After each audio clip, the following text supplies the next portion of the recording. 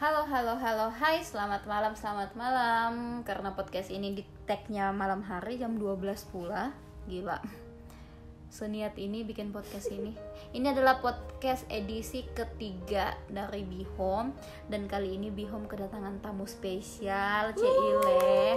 Jadi Bihome kedatangan salah satu pejuang Bihome juga. Namanya siapa ya? Hayo coba tebak. Siapa yo? Boleh deh kakak memperkenalkan Boleh ya. diri sama teman-teman di sini, sama pendengar setia. Cila. Halo, selamat malam buat semuanya yang mendengarkan podcast ini dan buat para pejuang Bihome. Kenalin. Nama gue Maudi. Halo semuanya, salam kenal. Yeay, gitu dong. Semangat banget ya. Semangat lah. Oke, jadi Kak Maudi ini adalah salah satu pejuang Bihome juga yang nyasar di kos Nyasar. Bihome ID. Dan kali ini Kak Moko lagi nginep di tempatnya dia. Jadi Kak Moko tuh seneng banget soalnya di mana-mana, di kota manapun pasti pejuang Bihome itu ada. Jadi bisa sedikit dimanfaatkan lah gitu. Asik, dimanfaatkan dong ya. Gitu Ibu teman-teman. ibu kos nginep nih di anak kos. Gitu. Jadi Kak Maudi, kita ini bakalan mengulik-ngulik sedikit tentang kehidupan Kak Maudi. Sedikit atau banyak nih? Banyak sih, Oh iya, rencananya banyak ya. Oh baik. Kak Maudi, Ya. Kak Maudi kok bisa sampai nyasar di Bihome? Ada apa? Mengapa? Kenapa? Waduh. Dan sejak kapan bisa nyasar di Bihome? Sejak kapan? Sejak kapan dulu nih? Sejak kapan? Sejak Mau nagih uang kosan soalnya. Jadi pertama kali tahu Bihome itu pada saat waktu pindah di Jakarta. Jadi emang memutuskan untuk pindah ke Jakarta itu karena emang lagi pengen dekat sama papa. Dan di proses pendekatan itu ya pasti banyak masalah, banyak dukanya, banyak happy-nya juga sih sebenarnya. Nah, di saat duka-dukanya itu kayak aduh, gue pengen nih cari yang sefrekuensi sama gue gitu. Jadi kayak ngomong sama teman, ya mungkin teman-teman gue juga ya dari keluarga utuh, dari keluarga yang baik-baik saja. Jadi pada saat gue bercerita tentang itu ya pasti timbullah judgement dari teman-teman. Karena nggak sefrekuensi gitu ya, mereka nggak paham dengan apa yang kita alami kayak gitu.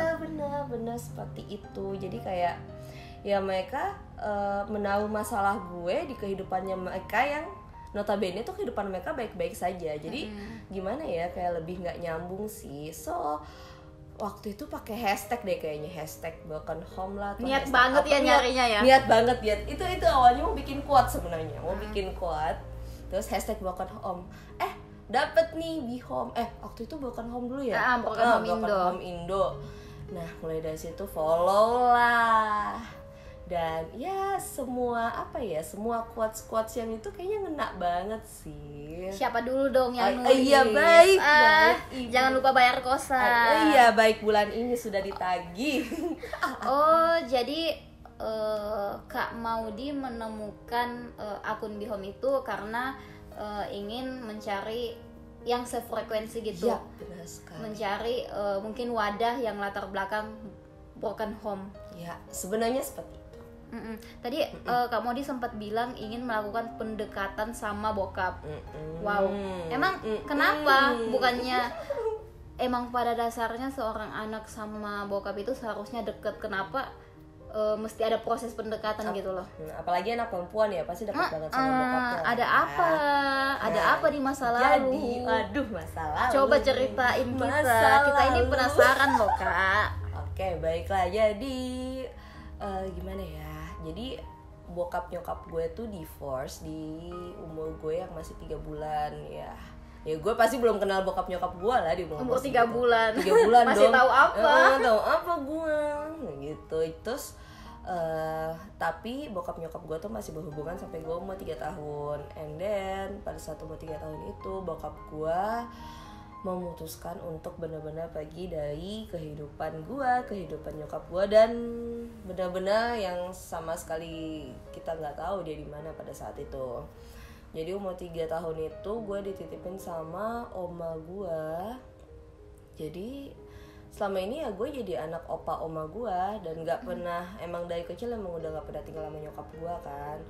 Nah berarti lu anak oma opa gitu ya? Iya, gue bukan cucu, gue anak oma opa gue yang ke-6 kayaknya nih. Okay. Nah terus nah gue dari SMP tuh, dari SD udah sakit-sakitan sih sebenarnya, cuma kayak dari SMP ke SMA tuh bener-bener kayak apa ya, kayak lebih langganan, bisa dibilang langganan rumah sakit sih, sampai satpam rumah sakit pun kalau misalnya gue datang nih udah kenal sampai nih kenal namanya. gitu ya, karena Sampai terlalu kenal. sering masuk rumah sakit. Ini mbak mau dia gitu, selalu kayak gitu. Jadi apa ya, Tapi sekarang gimana Kak? Udah sehat kan? Iya penyakit dulu udah nggak ada lagi sih. Jadi kayak sekarang tuh kayak penyakit flu, ya penyakit gitu doang. Flu batuk gitu. Kalau yang dulu tuh benar-benar sampai gue dibawa ke psikiater, karena udah ke beberapa dokter tuh kayak nih anak sebenarnya nggak ada sakit. Nih anak sebenarnya nggak ada sakit, dan sudah beberapa dokter menyatakan seperti itu. Sampai akhirnya Berarti bukan tubuhnya ya yang sakit, jiwanya. sakit mentalnya kayaknya nih. Terus akhirnya gue dibawa ke psikiater keluarga gue. Jadi awalnya dibawa ke sana tuh ditanya-tanya lah, interview lah gitu. Padahal pada saat di interview gitu gue nggak sama sekali nyebut masalah bokap atau apa sih. Terus tiba-tiba setelah interview itu opa oma gue dipanggil, dan pada saat itu dokter ngomong, ini anak kangen loh sama bapaknya. Nah, Wow, berarti akarnya itu ya. berarti akarnya itu, dan selama ini juga aku pun tak menyadari itu gitu loh. Jadi dulu kan waktu SMA nih ada nih binda-binda gitu kan, file-file gitu. Dari obrolannya ini udah ketahuan umurnya berapa ini. Kalau omongin binder itu udah sekarang itu udah tua anak-anaknya. Baik, udah tua, toku banget gue aja. Nah terus di Binda itu gue tuh pasang foto pernikahannya bokap nyokap gue. Itu selama ini yang keluarga gue nggak pernah tahu lah gue punya kayak gitu. Terus akhirnya sampai pokoknya pulang dari psikiater itu dikumpulin lah gue, nyokap gue, opa oma gue kan, bahas masalah sakit yang gue alamin ini, sakit mental kali. Nah setelah itu baru gue akhirnya ngomong, ya mungkin gue ngomong sambil gue nangis ya gue kangen bokap nyokap gue gitu loh. Dan nyokap gue tuh ngomong, karena emang dari kecil ya sama sekali nggak bareng-bareng. Dan dari kecil kan opa oma gue juga sibuk kan, jadi ya gue diasuh sama ya kayak mbak di rumah gue gitu. Dan emang udah deket banget sih, kayak mbak itu selalu ada di saat gue butuhin gitu loh. Nah terus pada saat gue ngomong gue kangen sama bokap nyokap gue, ya nyokap gue bilang, ya mau kamu sekangen apapun ya kamu nggak bakalan bisa ngelihat papa mamamu bersatu lagi gitu. Ya sudah, intinya permasalahan itu clear. Terus setelah gue selesai ujian nasional kelas 3 SMA, gue dikasih tiket sama opa gue bilang, nih lu cari bapak lu di Jakarta gitu. Jakarta kan udah nggak sekecil dulu gitu, Jakarta tuh luas, mau carinya gimana itulah pokoknya. Nah singkat cerita gue ketemulah sama keluarga dari bokap gue, nggak langsung ketemu sama di Jakarta. Di Depok. Di Depok. Oh Depok sama Jakarta beda ya. Beda nih. Oke. Dan itu pun benar-benar menurut gue sih itu apa ya, miracle buat gue, keajaiban buat gue, karena kayak gue ngidal sama om gue tuh dari pokoknya sampai malam terus gue temenin om gue ibadah, sholat dia sholat apa ya, sholat maghrib deh kalau nggak salah. Dan pas di musola itu, masjid atau musola ya, pokoknya pas di masjid itu dia ketemu sama tukang beca, dan dia nanya, om gue nanyain sama si tukang beca itu, Pak bapak kenal nama mbah gue nggak gitu. Terus si si tukang beca ini bilang, Tahu. oh iya saya kenal, kebetulan saya ngantar cucunya, sekebetulan itu gitu loh. Dan terus si tukang beca itu nganterin, akhirnya gue ketemu sama mbah gue, dan gue langsung dihubungkan sama bokap gue lewat telepon. Waktu itu bokap gue masih berlayar kan, masih di kapal, tapi untungnya masih ada sinyal, jadi masih bisa telepon. Tapi Berarti keajaiban banget ya sama Iya. si abang beca itu. nah, keajaiban banget.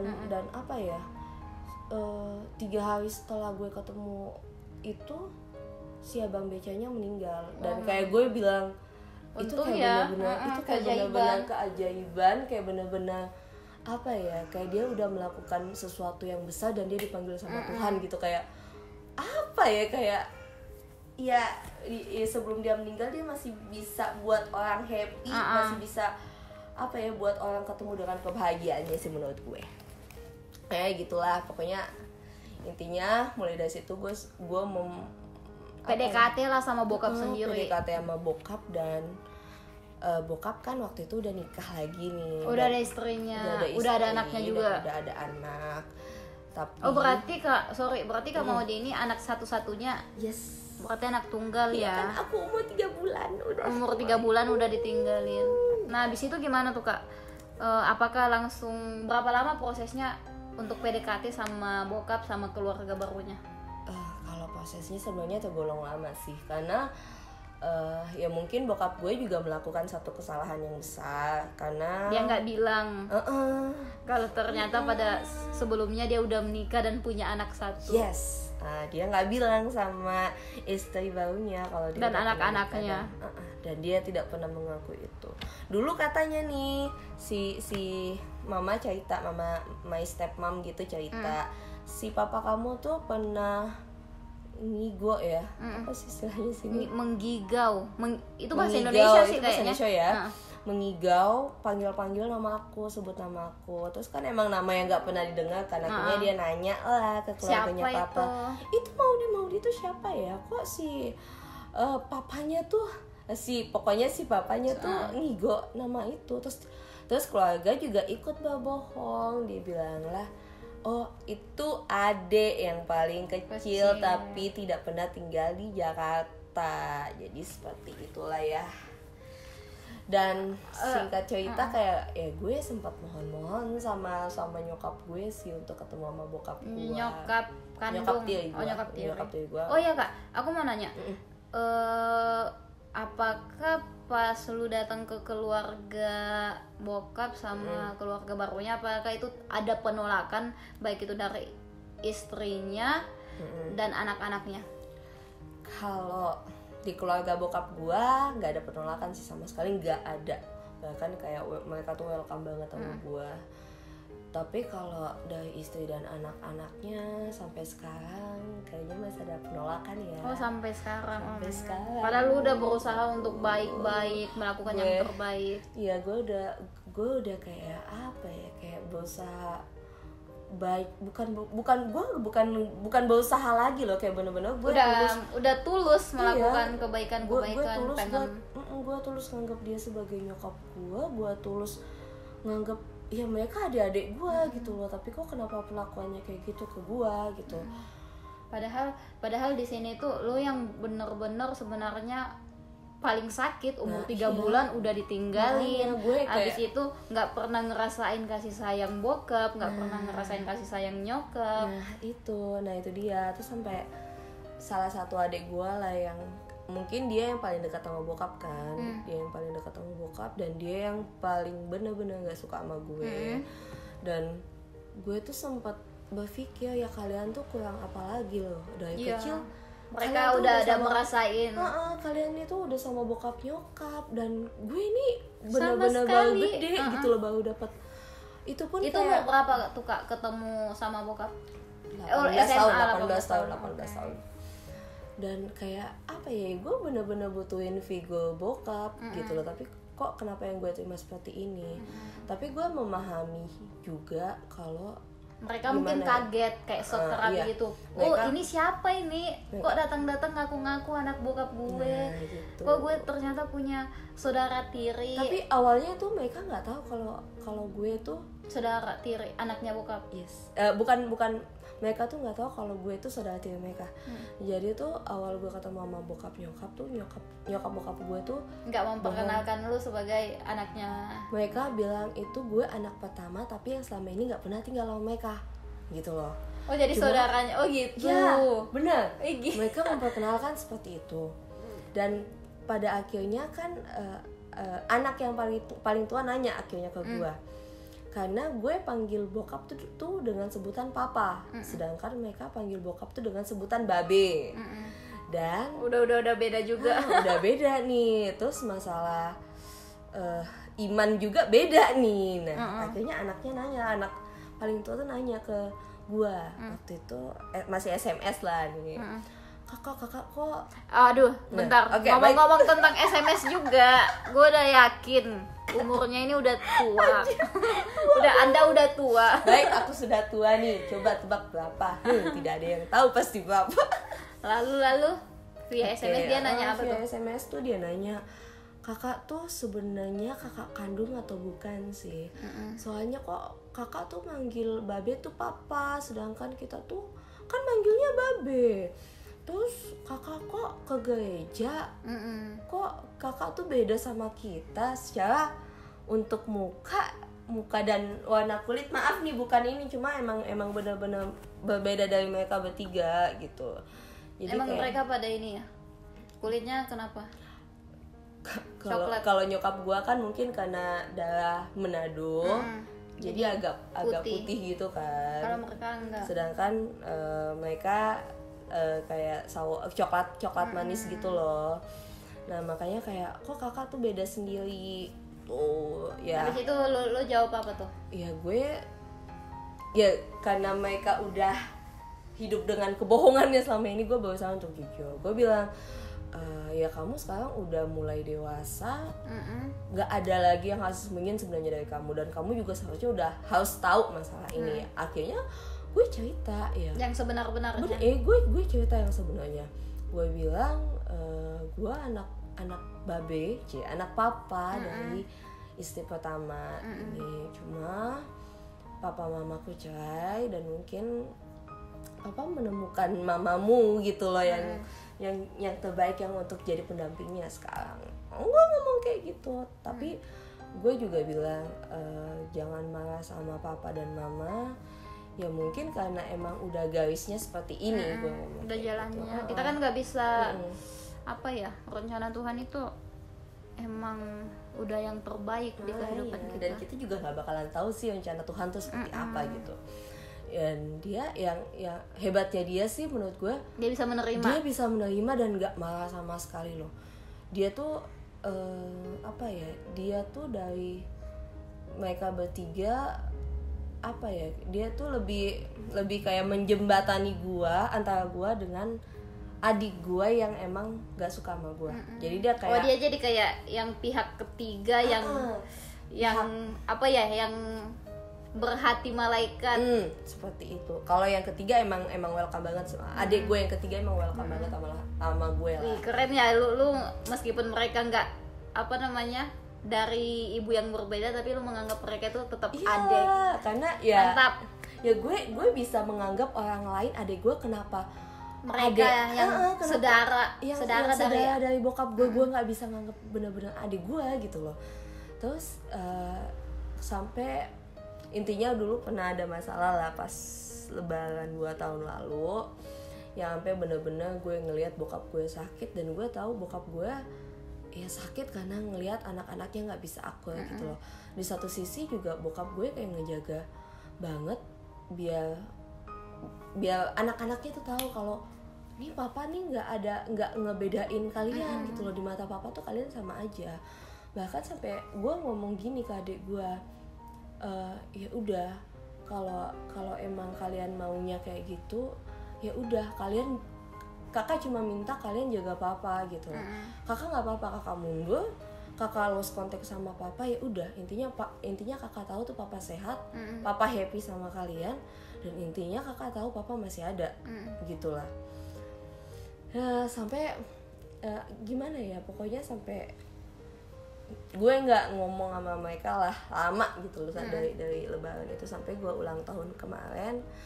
Tiba-tiba mereka kasih surprise. Wih, mereka sekeluarga. Sekeluarga. Mereka kasih surprise depan kamar gue, tapi gue lagi nggak ada di kos. Lu kemana? Jadi tanggal seru ya. Makanya gue tuh dari tanggal 5 udah diculik sama teman-teman gue. Ini teman-teman gue yang dari Makassar. Mereka udah nyulik gue nginep di hotel. Dan bokap gue juga nggak nanya-nanya, kakak besok di kosan atau enggak. Jadi mereka datang dan mereka mendapati tuh katanya dari kos jam lu itu kosong. Dan dari jam 5 subuh. Dan emang motor gue di depan kan. Padahal Depok Jakarta jauh loh. Nah, makanya terus ketemu sama penjaga kos gue di depan, nanya muridnya ada, penjaga kosnya juga bilang oh ada pak di dalam. Anjay. karena motor gue emang ada di depan kan. Udah happy birthday tuh yuk di depan, udah ketok-ketok kok orangnya nggak keluar. Akhirnya nelfon lah, kakak di mana? Lagi di hotel sama teman-teman. Papa di depan kamar kakak. Aduh. Tapi gue melihat saudara gue yang nggak suka sama gue tetap ngikut di situ sih, ngikut di situ. Tapi ya say happy birthday-nya tetap dengan muka jutek, dengan kayak males-malesan gitulah, kayak orang dipaksa gitu, nggak sih gitu loh. Cuma tapi kayak, at least kan maksudnya dia udah datang. Iya, dan itu kayak udah sebuah ada lampu hijau, dan lu juga sebagai seseorang yang udah dewasa harus bisa memahami si adik. Dan gue pada saat itu gue bersyukur karena ya gue melihat pengorbanannya mereka lah. Gini loh, ya mungkin adik gue tuh nggak suka sama gue, tapi dengan dia tetap mau ikut subuh artinya kan kayak mulai ada niat baik dari dia kan. Sebenarnya kayak mungkin gue sih merasa ya udah deh, gue mulai mau menerima kakak gue, tapi mungkin egonya dia masih lebih tinggi gitu loh. Jadi kayak ya tampilannya kayak bukan tampilannya, jadi kayak mukanya ya kayak muka jutek gitu, tapi gue tahu pasti dalam hatinya tuh gak seperti itu. Yes, I know. Waduh. Kalau gue boleh ringkas dikit, berarti Kak Maudi ini kehidupannya luar biasa banget. Dari kecil umur 3 bulan bokap nyokapnya udah berpisah, dimana saat itu lu belum mengenal dengan baik. Iya ya, belum kenal lah umur 3 bulan. Tapi gimana nih sekarang? Lu udah ada di tahap yang mana nih? Maksudnya lu udah bisa nerima kah atau gimana kah sedewasa ini? Gua sekarang pasti udah bisa menerima ya iyalah. Ya, umur gue udah segini nggak semenerima apa lagi gue. Jadi apa ya gue dulu emang bener-bener sempat benci, bener-bener sempat kecewa, bener-bener ya malah manusiawi sih itu Kak. Manusiawi banget lah yang kayak gitu. Cuma semenjak gue pindah di Jakarta itu kayak gue dipertemukan sama orang-orang yang bener bikin gue kuat, yang bener-bener orang-orang yang selalu ada di samping gue untuk lewatin ini semua gitu loh. Jadi kayak gue ya udahlah, apapun yang keluarga lu lakuin, mau itu jelek ke lu ya udah gitu loh. Maksudnya intinya lu bersyukur aja lu masih punya keluarga gitu loh. Masih banyak orang yang nggak punya keluarga gitu. Ya udah sih, kayak mau mereka bikin sakit hati gue ya gue cuma anggap angin lalu. Dan gue tuh lebih lebih pasrah ke Tuhan sih. Kayak ya semua yang terjadi tuh nggak mungkin tanpa sepengetahuan Tuhan, nggak mungkin tanpa kehendak Tuhan gitu loh. Jadi udah rencananya Tuhan. Iya kan? jadi gue cuma bilang gue surrender, gue pasrah apa yang Tuhan mau lakuin ke gue gitu loh. Dan pada saat gue berada di tahap gue pasrah, justru kayak semuanya tuh berbalik baik gitu loh. Kayak yang tadinya gue juga nggak deket sama nyokap gue, tiba-tiba gue lebih intens sama nyokap gue, teleponan, kayak bahas sesuatu yang sebenarnya nggak pernah gue omongin gitu loh. Even masalah pacar pun gue selama ini nggak pernah omongin, tiba-tiba jadi bisa sekarang tuh jadi bisa sama terbuka nyokap masalah itu. Dan bokap gue pun juga seperti itu, kayak kayak gue tuh percaya apa yang kita tuh kayak nggak bisa ngelawan kehendak Tuhan gitu loh. Dan kayak kita nggak bisa maksain ini pokoknya harus jadi seperti ini gitu loh. Kayak ya gue sih mikirnya ya intinya apa yang lu tabur itu yang lu tuai gitu loh.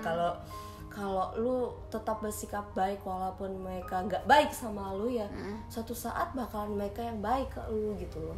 Gue sih percayanya kayak gitu. Dan ya sekarang ini ya gue menerima karena gue melihat keluarga gue yang walaupun tidak utuh, tapi mereka sudah bisa apa ya, sudah bisa menjalin hubungan baik dengan gue gitu. Dan itu udah lebih dari cukup. Dan itu udah lebih dari cukup gitu. Jadi kayak satu hal yang paling sering gue bilang ke teman-teman, baik itu pejuang Bihom atau siapapun itu, selalu ada hal-hal baik yang bisa kita dapatkan dari hal-hal pahit, sekalipun itu dari hal-hal yang paling pahit kayak keluarga kita yang berantakan, pasti selalu ada hal baik yang bisa dipetik. Tentu, dari pasti situ gitu.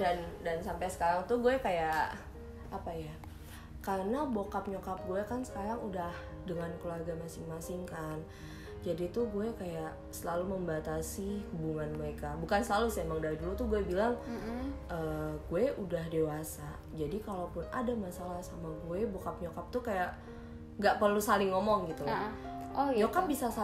Nyokap langsung bisa ngomong ke gue, bokap bisa langsung ngomong ke gue. Jadi gue mendapat dua sisi, dua pendapat gitu, dua perspektif.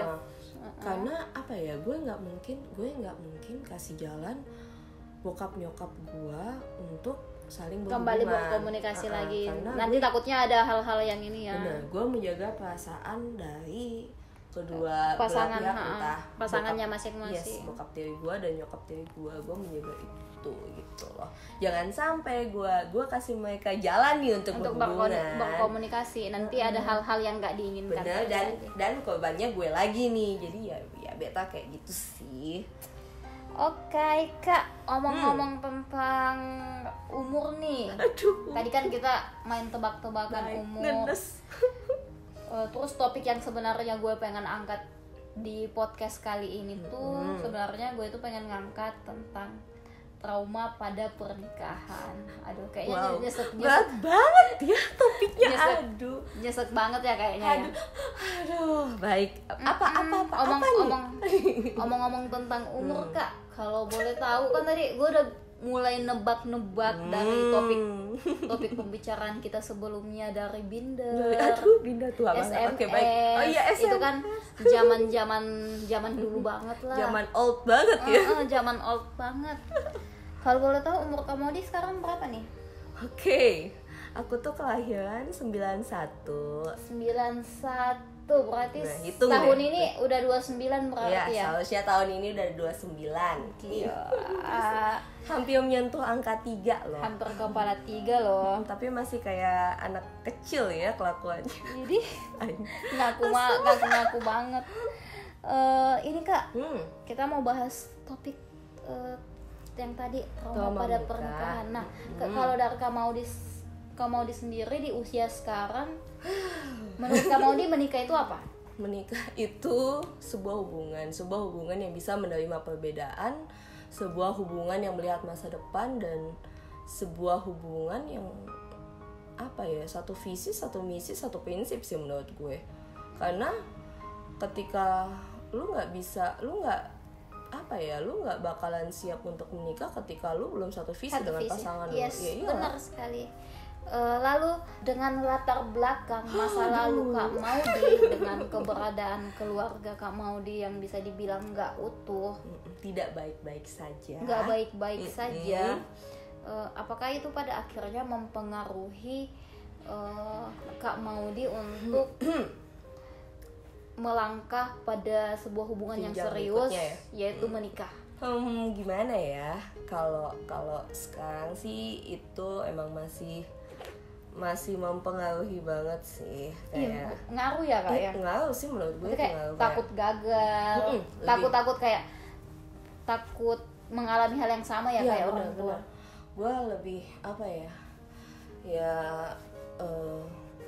nikah itu nggak gampang sih. Dari yang gue lihat juga di kehidupan teman-teman gue yang udah nikah, yang udah punya anak, kayak apa ya, buat mereka aja tuh yang keluarga utuh, menikah itu nggak gampang. Apalagi gue yang emang dari kecil udah dari ada keluarga yang nggak baik-baik aja, yang udah ada trauma seperti itu. Dan kayak ya kayak keributan kecil aja sama pasangan gue. Sekarang gue tuh bisa ngelihat ke depannya, aduh gue kalau udah nikah bakalan ribut dengan hal-hal kecil seperti ini nggak ya gitu loh. Dan pastilah kayak selalu dibayang-bayangin kayak, duh masalah ini mungkin bisa ada suatu, intinya kayak ada suatu masalah gitulah. Dan kayak gue bisa berpikir hal-hal kayak gini ini bisa bikin sebenarnya kita pisah gitu loh. Terus kayak gue mikir, kalaupun nanti lo mau pisah, pasti yang berjuang abis-abisan untuk mempertahankan pasti gue gitu loh. Karena lo nggak mau gagal lagi. Gue tuh orang yang apa ya, gue tuh selalu ngomong dari gue zaman SMA ya, gue ngomong gue tuh mau nikah, tapi gue tuh nggak mau apa yang gue rasain sekarang tuh dialamin sama anak gue nantinya. Gue udah SMA gue udah berpikir sampai sejauh itu loh. Karena apa ya, anak-anak kita di masa depan nggak boleh merasakan hal yang sama. Iya, itu sama kayak kita, karena kita udah ngerasainnya itu, dan itu nggak enak banget kan. Dan mungkin gue sekarang melewati ini dengan orang-orang yang tepat, orang-orang yang bisa buat gue strong gitu loh. Tapi gue nggak tahu anak-anak gue nantinya ya bisa bakalan seperti apa, di sekelilingnya tuh orang-orangnya seperti apa. Karena orang-orang di sekeliling kita ngaruh banget kan. Iya, dan apalagi di zaman sekarang, aduh gila, judgmentalnya itu parah banget sih. Dan apalagi udah dengan ada sosial media makin, dan kita nggak tahu kedepannya sosial media itu kayak gimana. Itu kayak menurut gue sosial media tuh jahat. Ada menguntungkan, ada nggak baiknya juga sih. Cuma kayak ya gue berpikir kayak kalau udah masalah pembulian itu kayak bener-bener udah jahat banget sih. Gitu loh. Dan kayak apa ya, gue tuh kayak lebih berpikir mempertahankan suatu hubungan tuh kayak menurut gue tuh susah ya. Apalagi kalau kita emang benar-benar menikah dengan orang yang tidak sevisi dan tidak sefrekuensi. Jadi emang harus nyari pasangan yang benar-benar sevisi misi gitu ya. Sevisi misi dan sefrekuensi menurut gue. Dan kayaknya yang apa ya, kayak dari awal-awal pacaran tuh kalau lu belum tahu sifat aslinya seperti apa, atau lu berpikir misalnya nih ya, mantan lu kenapa jadi mantan, pacar lu ya sekarang saling main tangan, ingat mantan ya. Jadi misalnya nih pacar lu sekarang sering banget main tangan, gak menutup kemungkinan pada di masa saat depan kalau udah menikah itu bisa terjadi lagi. Walaupun dia bilang ya enggak lah, nanti kan posisinya kalau aku udah punya anak pasti bakalan berubah. Bullshit lah, karena ya dari kecil lu udah tipikal seperti itu. Dengan tipikal seperti itu lu bakalan kebawa. Bukannya kita nggak percaya dia bakalan berubah gitu loh. Cuma kayak apa ya, sesuatu yang udah jadi habit itu bakalan susah untuk diubah. Apalagi kalau dia mengiming-iming nih, gue pengen berubah karena lo kok, atau gue pengen berubah karena siapalah.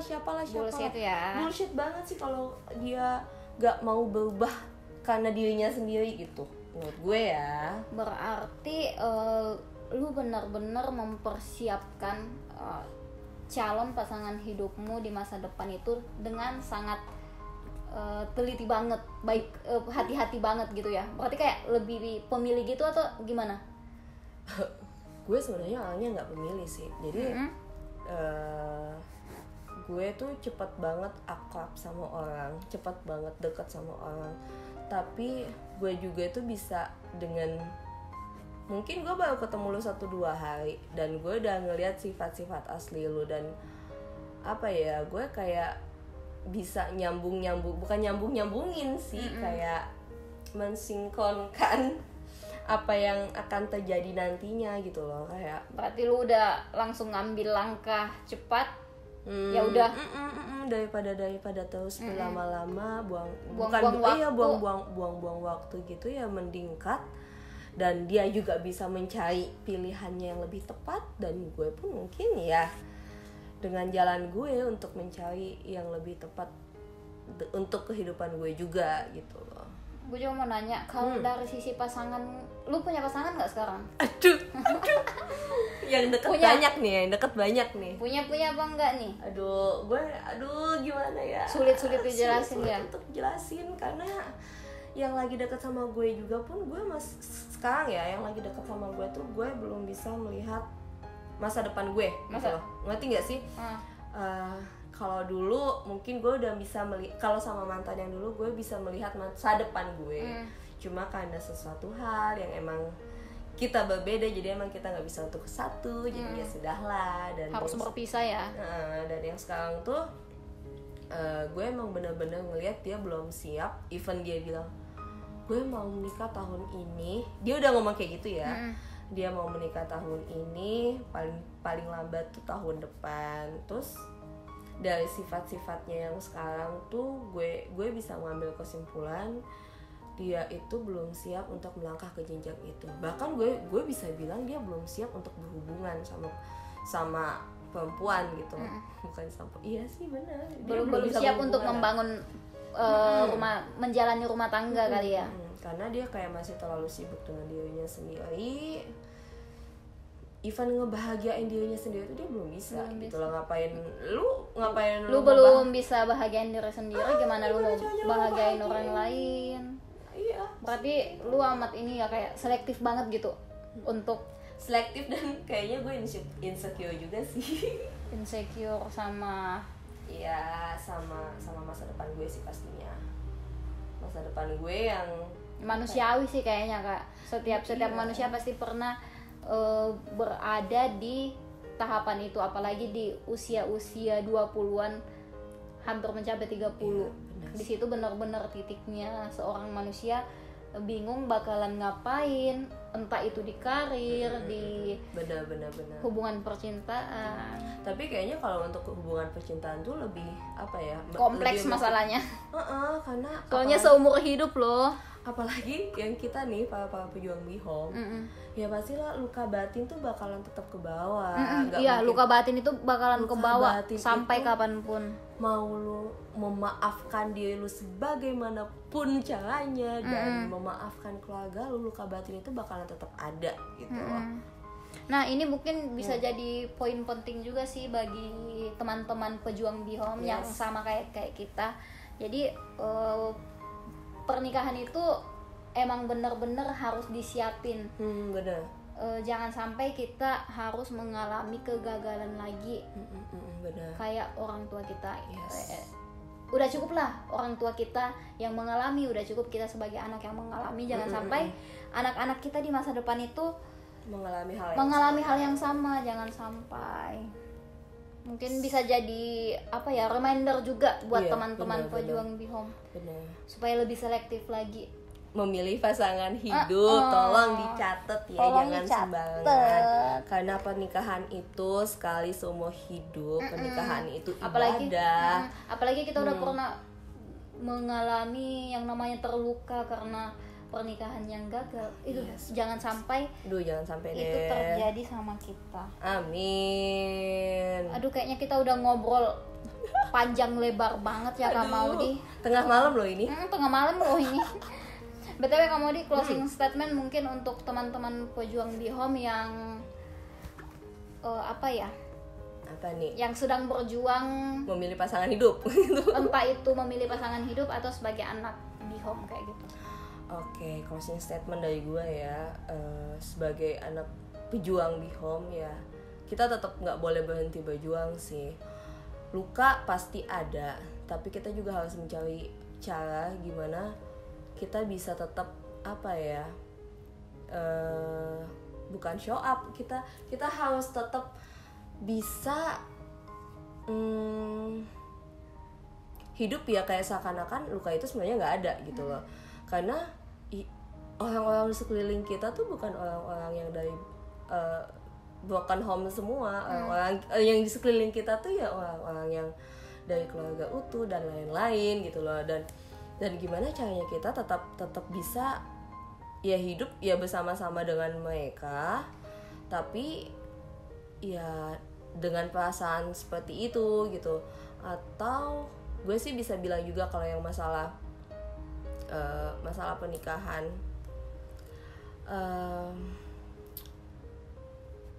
Untuk pasangan hidup ya kita harus lebih selektif lagi untuk memilih, bukannya kita Jangan buru-buru, kayak, jangan sampai menjadikan pernikahan itu sebagai solusi atas apa yang dihadapi. apalagi kayak orang sekeliling kita kan kayak selalu nanya kapan lu nikah.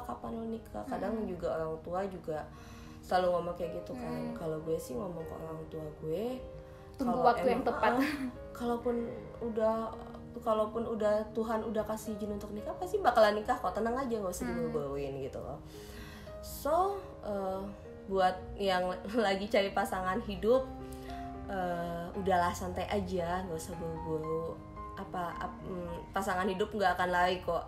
Tuhan tuh pasti udah menyiapkan pasangan yang terbaik buat kita, tapi di waktu yang terbaik juga untuk Tuhan. Nikmati prosesnya. Nikmati prosesnya. Obrolan malam yang sangat hangat di tengah hangat-hangat sih, soalnya panas. Oke Kak Maudi, terima kasih banyak sudah mau berbagi cerita di podcastnya Be Home. Semoga kehidupan Kak Maudi selanjutnya selalu dipenuhi dan diberkahi hal-hal baik. Amin. Dan semoga segera bertemu jodohnya. Jodohku, maunya ku dirimu siapa?